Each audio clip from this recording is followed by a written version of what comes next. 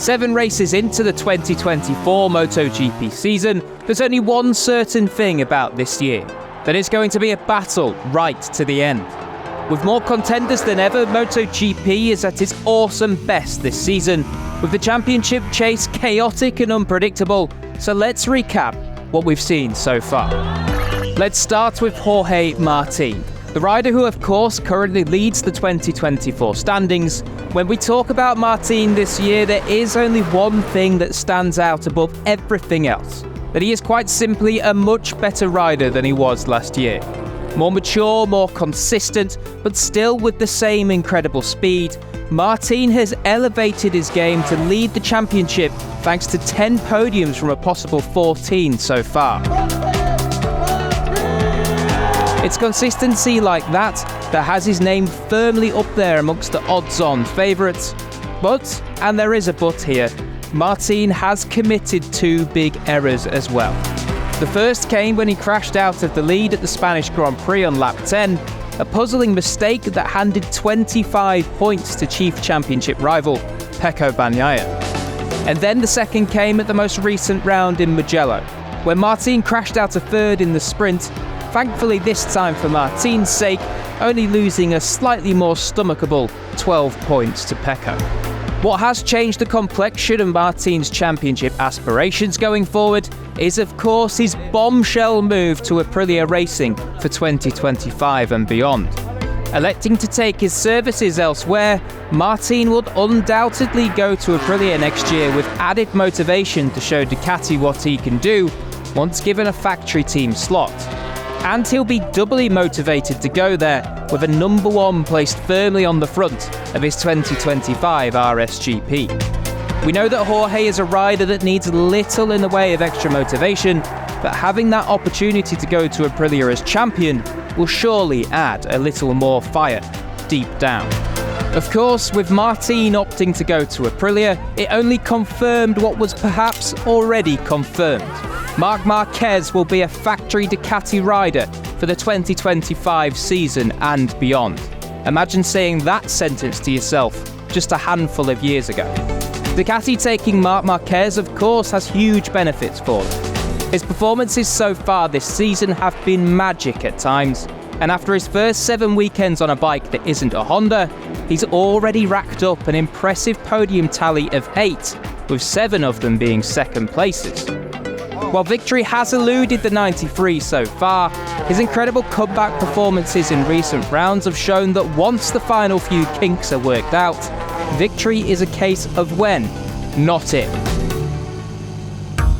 Marquez sits just 35 points behind in the 2024 title chase thanks to that consistency, and it's that level of consistency that you feel will elevate the likes of Martin and Bagnaia to a higher level than we've ever seen them at before. You feel that the level needed to claim the MotoGP crown this season is like the level that Pecco Bagnaia was on during his home GP in Mugello. In what was Bagnaia's best weekend performance in quite some time, it showed that the world champion might just now be back into his stride. After winning 3 of the last 4 Sunday races, he's used Martin's mistakes to his advantage to slash the deficit down to just 18 points. But despite his recent Sunday prowess, a question does still remain. Can Pecco finally cut out the unexpected mistakes that we've seen him make in the past few seasons? That last lap crash on Saturday in Barcelona while leading the sprint was a shocking one. In control and on his way to securing a helpful 12 points towards his championship total, it was an error that stunned many watching around the world. But perhaps it was the kind of mistake that has fired Bagnaia into life and back to his best. We've seen it in the past. When Pecco crashed in Germany in 2022, it sparked a run of 4 straight wins and only being off the podium twice for the rest of the year on his way to his first title. In 2023, when Pecco was caught up in an incident with Maverick Vinales in Le Mans, the frustration from that kicked Pecco into 10 podiums from the next 11 starts across sprints and GPs. If the wheels of the Bagnaia bus are now firmly in motion, it comes at the right time for a perfect storm in the 2024 title chase. Marc Marquez has his beloved Germany just on the horizon, where he'll be eyeing his first victory with Ducati. That is, of course, if he doesn't get there already in Assen. Jorge Martin will have had the whole spring break to let the memory of that sprint crash in Mugello fester, and with Jorge not having tasted victory since Le Mans, the Martinator will be keen to show why he's the rider on top of the standings once again. But in 2024, not everything is about the top three. There are so many riders that could surprise and will surprise at any time. Enea Bastianini sits fourth in the standings, and after recently finding out that he'll be losing his seat at Factory Ducati next year, Bestia will want to show everyone just what he can do. Perhaps now, that move he managed to sneak on Martin on the last lap in Mugello for second place is just a little more satisfying than it was before. With Bastianini's future still to be confirmed, don't be surprised if he suddenly starts adding to his victory tally of 5 in the Premier class. Amazingly, the remarkable rookie sits 5th in the championship as it stands. Pedro Acosta is proving every single time he swings his leg over his Gas RC16 that he's worth the hype. Already with 3 sprint podiums and 2 GP podiums to his stats page, Acosta will undoubtedly have a chance at victory at some point this season. The only question is, when? He does of course still have the chance of becoming the youngest ever Premier Class winner, with Germany being his last chance. In recent rounds we've seen Acosta start to appear disappointed and frustrated with some of the finishing positions. A clear sign that already the rookie is wanting more, and we saw evidence of that in Le Mans, Barcelona and Mugello. His team said Le Mans was the first time where Pedro felt he had the bike to win, and perhaps youth and inexperience just meant he got a little too excited and ended up in the gravel. But what that does show is top-line ambition from Pedro, and the kind that will eventually see him on the top step. Of course, his KTM stablemate Brad Binder will be keen to go hunting for that top step too. In what's been a more difficult than expected start to the year, Brad will undoubtedly find a way to turn it around. And when KTM do find the magic formula to have both Brad and Pedro up there, Ducati may just have some uninvited guests to their party at the top of the classification.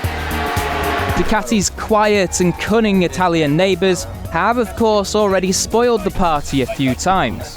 Aprilia have shown this season that they can take on the might of Ducati and come out on top. Maverick Vinales' total domination of the Austin weekend and Aleix Espargaro's emotional sprint win on the weekend he announced his retirement was enough to prove that Aprilia's speed at pretty much all racetracks this year has demonstrated they can challenge at any time. It was certainly enough to convince Jorge Martin, that's for sure. And what of the rest?